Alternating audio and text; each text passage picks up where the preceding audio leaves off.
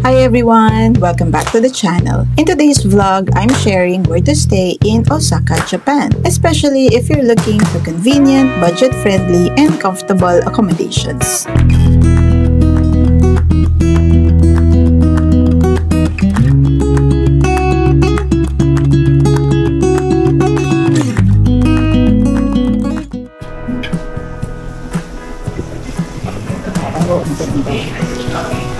Hi guys! Good morning!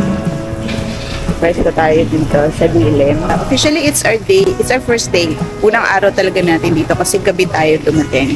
Tapos, andito ako sa tapat ng hotel ko. Pakita ko sa inyo. Yan, that's Acro Capsule Hotel. Ito yung building niya. I stayed at two places during my trip. Acro Capsule Hotel in Dotonbori and Sarasa Hotel in Shinsaibashi. Let's check them out. Let's start with Acro Capsule Hotel in the heart of Dotonbori. If you've ever wanted to try a capsule hotel in Japan, this one's a great pick. Modern, clean, and surprisingly comfortable. There's also a locker area and a lounge to hang out in. Ayan yung mga locker area nila. Ayan. Tapos, ayan yung maleta ko. Ayan, dyan mo pwede ilagay yung maleta. Tapos ito, ayan, may mirror.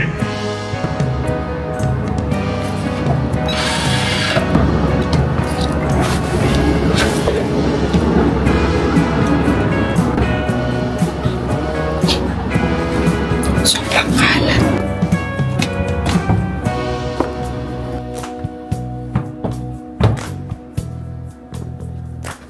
Shared bathrooms are spotless and come with free toiletries. Yan, so 1, 2, 3, 4. Meron silang 4 na toilet dito. Tapos meron ditong sink.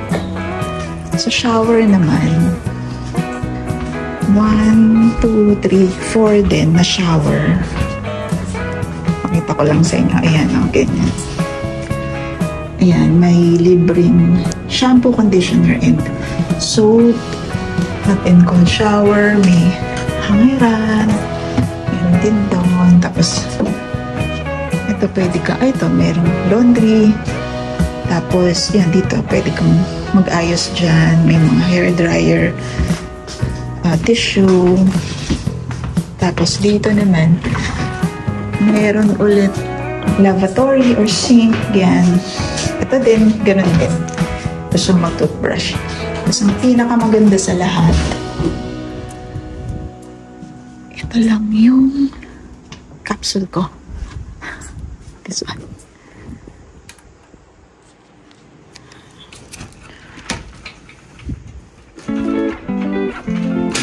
The capsule is big enough for me with lots of headroom, legroom, and even space for my things. It has several hooks and racks where I can put my bag, towels, and even my clothes.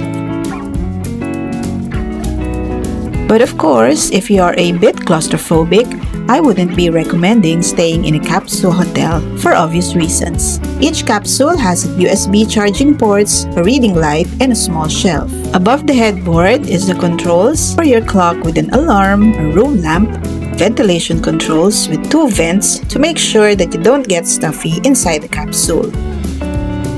You also have a bed lamp with dim controls to ensure that you get a good night's sleep. Instructions for the use of the alarm are written in both English and Japanese. Outlets for charging your phones and other devices are also available inside the capsule. And since this is a shared space, make sure that you respect the other guests' privacy by keeping quiet at all times. The location is unbeatable, just steps away from the Glico sign, Don Quixote, street food, and nightlife. Pakita ko lang sa inyo guys kung gaano kalapit yung hotel sa Glico Man sign, which is iyon yung kadalasang pinupuntahan natin, diba? Guys, magpapayong ako because it's really hot. Ang taas ng araw. Wait lang guys. Yan yung kinainan ko na Yoshinoya kagabi. It's, ano bang petsa ngayon? It's the 6th of June. It's June 6, guys. And summer dito sa Japan. Ang init, ano, grabe. Pero okay lang yun kasi gusto ko rin naman yung summer ng Japan. Wag lang yung sobrang init. Hindi ko pa alam kung anong temperature. Ayan yung mapupuntahan dito. Ayan, oh, merong Don Quixote. Ayun, nakikita nyo pa yun. Yung Don Quixote, nandun lang, walking distance lang from my hotel. Tapos, dediretsuhin lang natin to. It's actually the Glicoman. Yung papunta na sa Glicoman, yung bridge doon. Nakalimutan ko kung anong tawag doon, guys. Ayun yung Ichiran Ramen na pinuntahan natin kagabi. Pero, it turned out, maaga pala silang nagsasara. Pakita ko lang sa inyo, guys, kung gaano nga kalapit from my hotel. Yung Glicoman sign. Parang isang kanto lang, guys, eh. Ay, maraming kainan dito, guys, pero sarado pa. Kasi usually, ang mga establishment sa Japan ay nagbubukas ng 11 AM. Ayan, o, yung Tsutaya, Starbucks. Ito na siya, guys. Ito yon. Maraming kainan dito, guys. So, pag dinaretso mo pa yan, yung area na yan, puro kainan yan. Yun yung gustong street food na tour, street food tour, or parang mag food trip yung mga kapatid ko. Ayun, guys, yung ang tawag doon, yung Don Quixote na may Ferris wheel. Diyan kami namili dati na nagpunta ako dito. Tapos eto, guys, si Glicoman sign. Ayan, guys, si Glicoman sign. Sayang di ko dinala yung tripod. Hala ka, gusto ko magpa-picture. Pero ayan, Glicoman sign. Tara na. Pinakita ko lang sa inyo, guys. Tapos ito yung papuntang Shinsaibashi. Actually, if I remember right, pag dinaretso mo to, ano na siya, Namba Station na. Kaya, diretsuhin na natin. Ayan, may book off dito. Yan, o, book off. Alam nyo, guys, pang ilang beses, ay, pwede palang mag-bike. Hindi ko na maalala, pero pang ilang beses na akong nakakapunta dito sa Osaka. I think 1, 2, 3. Third time ko na pala. Ano, always bagong experience naman. Cinnamoroll Cafe. Alam, mag-cafe tayo dito, guys, later. Ayan, Cinnamoroll Cafe. Ay, meron din sa Rio Gift Cake. Pero sarado pa. Naku, mga pupuntahan ko yan mamaya. Uwi nga tayo maaga mamaya, guys. Ayan. Sabi ko sa inyo, guys, meron, ayan, dalawa. Kasi parang dati dito yata yung Gundam Cafe pa yun. Pero stair siya, guys. Walang escalator. Yung may mga escalator, nandun yung binabaan ko kahapon sa mismong Namba Station. Yung malapit sa Namba Park.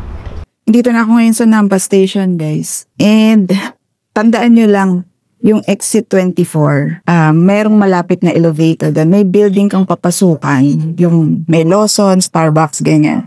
Doon kayo papasok para sa elevator. May elevator, escalator doon. Kasi tingnan nyo naman, guys, ang maleta ko. Ang laki, di ba? Bale, guys, nandito na ako sa next hotel ko, which is nandito sa Shinsaibashi area, yung Sarasa Hotel. Magro-room tour na lang tayo at saka hotel tour. Anyway, pakita ko lang sa inyo itong ating hotel. Ayan siya. Ayan, nakalagay Sarasa Hotel. Next is Sarasa Hotel Shinsaibashi. Perfect if you prefer a private room. It's just a short walk from Shinsaibashi Station and the shopping arcade. So, tara na, maglakad na tayo. Going to Shinsaibashi Station. Actually, meron ding station dito, ayan o, Nagahoribashi Station. Ang lapit lang niya from here, itong Nagahoribashi Station. Hi guys, good evening. Evening na kasi. Kadarating ko lang dito sa room natin, sa hotel natin. Andito na ngayon ako sa Shinsaibashi area, dito sa Sarasa Hotel. And lumipat ako, 'di ba, from Akro, lumipat na tayo dito sa Shinsaibashi. And this time, hindi tayo naka-capsule hotel. Meron tayong solo na room. And meanwhile, huwag na natin patagalin to. Pakita ko na sa inyo. Mag-room tour na tayo. So, ito yung door, guys. Ayan yung pintuan natin.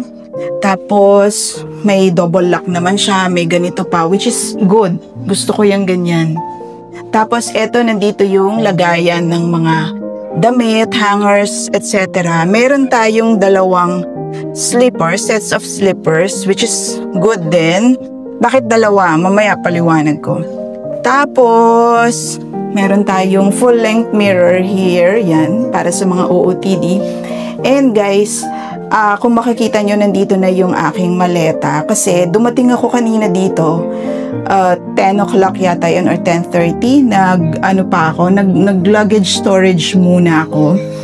And alam nyo, pagdating ko dito, kasi diba nagpunta ako ng Arima Onsen. Pagdating ko dito, 8 o'clock na, mga 8:30 na. Inakyat na nila guys yung maleta ko. O diba, ang bait-bait nila. So anyway, ito yung lagayan ng keycard. Tapos ito yung mga switch natin.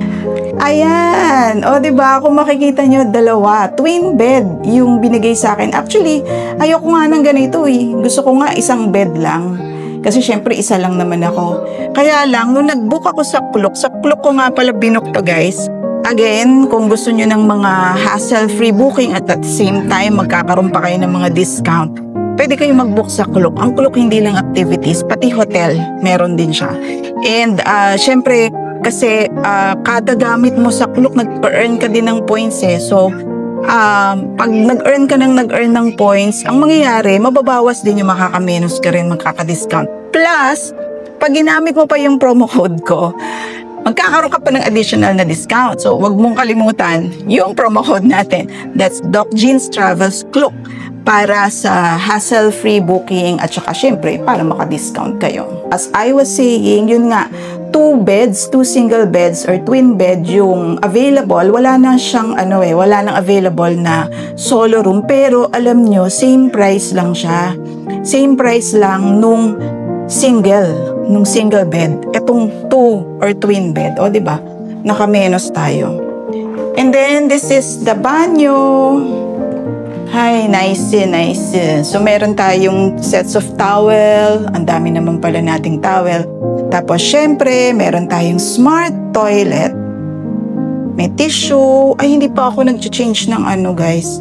Ng shoes. Hindi pa ako naghuba. Maghubad na tayo ng shoes. Tapos, eto, meron tayong cup. Pero yung cup natin, pang banyo to eh. Gusto ko sana yung cup na pang kape. Meron tayong foam soap, hair, shampoo, conditioner, body wash. Maliit yung kanilang maliit lang yung bathtub compared sa sa Apa Hotel, tsaka sa ibang mga hotels na napagstayan ko na may bathtub. So, ayan, may shower. Syempre, hot and cold din yan. Maliit lang, actually, itong natin, banyo. Pag sinara mo nga yung pinto, ang sikip na eh. Pero dahil mag-isa lang naman tayo, wag na tayong magsara ng pinto. Ganun eh, no? So anyway, binukas ko na yung TV, binukas ko na din yung aircon. Pagdating ko kasi hindi pa siya meron tayong 2 hooks dito. Akala mo naman ang dami nating damit. 2 nights lang ako dito, guys. Sarado natin to. So ayan. Ayan din yung switch ng bathroom at saka ng ventilator or ng exhaust siguro na natin galawin. And then, ayan, nilapag ko muna yung mga gamit ko dito, guys. Pero actually, alam nyo, gawa nga ng 2 yung bed natin. Handa na ako, nagdala ako ng shawl.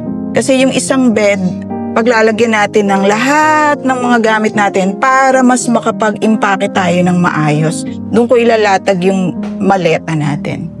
And then, ito yung table natin. Ayan, meron tayong table, tapos meron tayong mirror doon. Ito yung remote ng TV, kettle. Bumili ako ng tubig, hindi pala free yung tubig, guys. Hindi free siya. So, binili ko siya, pero mura lang siya, 100 yen. And then, merong, ano ba to? Papel, kapapelan. Huwag na natin siyang pansinin. May hair dryer. Telepono pala to. Ay, telepono pala to. Ang cute, ano? Hair dryer, tissue paper. To, akin to. Akin din to. And then, meron tayong mini free. Ayun, ang hinahanap ko, guys. Itong mug. Kasi gusto ko magkape tomorrow. And then, ito yung hindi pa siguro siya. Ayan. Buksan na natin para medyo lumamig. Lagay natin yung tubig natin dito. Ang cute naman ito. Napakaliit lang.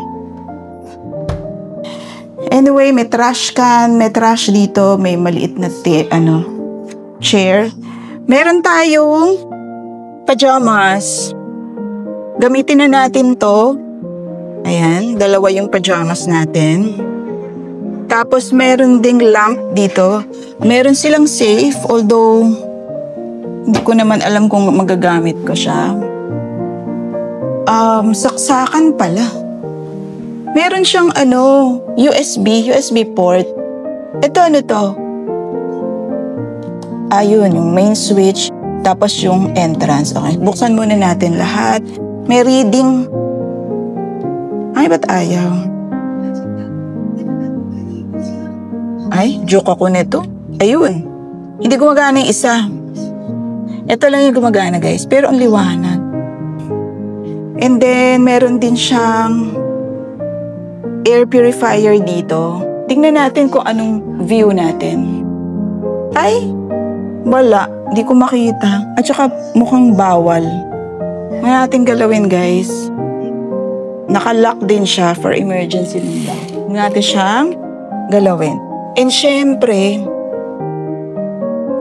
dahil nga, nabalitaan nyo ba yung sa Apa Hotel na merong nakatago dun sa, merong daw hotel sa, parang, tingnan natin ha, kailangan safe tayo kasi tayo lang eh. Ayan ha, wala.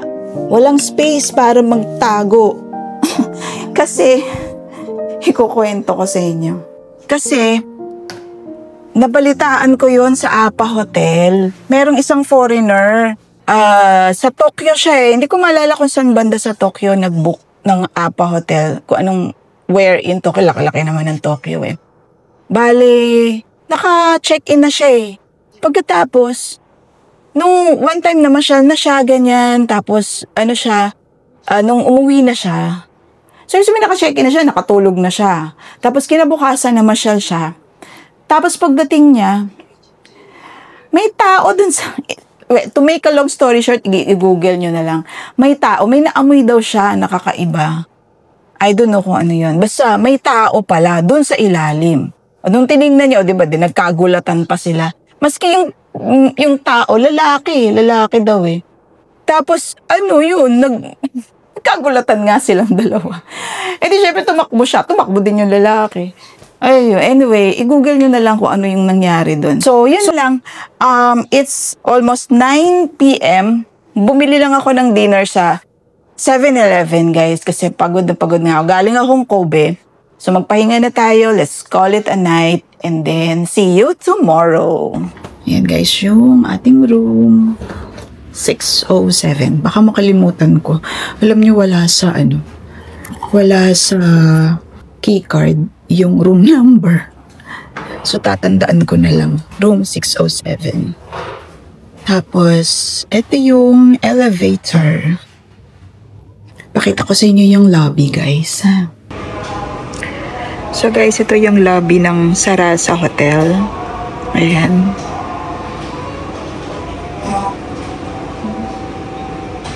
Tapos, ayun yung papuntang elevator. Nagagaling ko lang dun sa hotel, guys. Yung mga napamili ko dun sa Shinsekai. Iniwan ko muna sa hotel. Naka-luggage storage tayo. And magla-lunch lang ako dito sa Shinsaibashi. Isang diretso lang tong Shinsaibashi from the hotel. Ayun, samahan nyo ako. 'Yan guys, yung ating room. 607. Baka makalimutan ko. Alam niyo, wala sa ano. Wala sa keycard yung room number. So tatandaan ko na lang. Baka makalimutan ko. para makita nyo din kung gaano kalapit or kalayo ba. Distance is relative kasi guys. May nalalaman pang ganun, distance is relative. Hindi kasi kung malakad ka naman, okay lang sa'yo maglakad. Walang kaso yung maglakad ka ng mga 5 minutes, 15 minutes, ganyan. Pero kung elderly, person with disability, physically challenged, syempre hindi. Ayun, so nilalakad na nga natin yung papunta dun sa Shinsaibashi Shopping Street from our hotel. Okay ako dun sa hotel guys malaki yung space dun sa hotel, surprisingly, kasi diba nasanay tayo pag Japanese hotels maliliit lang, kahit good for 2 nga, liit yung Sara sa hotel, grabe ang ang luwag niya, maganda yung tulog ko, masarap yung tulog ko, tahimik din kahit na nasa along the highway, ay hindi naman highway, along the street, yun yung busy street na dinadaanan ng mga sasakyan. Ayan yung sinasabi kong street sa inyo guys, na yun yung katapat ng hotel natin. So, dinediretso ko lang to. Sabi ni Maps kanina, diretso lang daw tapos mararating mo na yung Shinsaibashi Shopping Street. So if you're heading to Osaka and can't decide where to stay, here's a quick recap. Acro Capsule Hotel, best for solo travelers and budget trips. Sarasa Hotel, ideal for comfort, privacy, and convenience. Let me know in the comments which one you'd choose. Thanks for watching. Don't forget to like, subscribe, and hit the bell for more Japan travel vlogs. See you in the next one.